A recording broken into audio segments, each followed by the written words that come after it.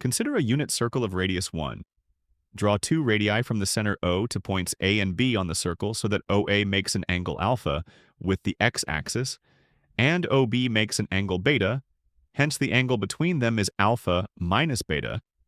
Then draw a third radius OC to point C making an angle of alpha minus beta with the x-axis, and join A to B and C to D to form triangles OAB and OCD, each having two sides of length 1 and the included angle equal of alpha minus beta. So, by the side angle side postulate the triangles are congruent,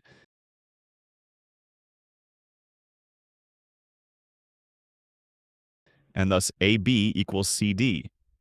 Now, applying the distance formula, we get length AB and CD.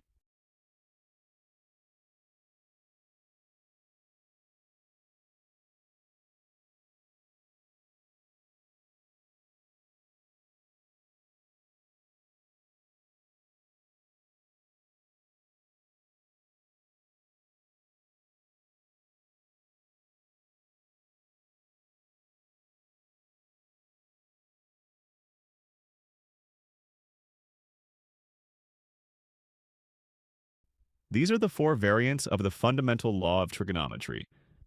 If you do not understand any part of this proof, please comment. For more similar maths calculus and trigonometry videos, subscribe Mathletics 101.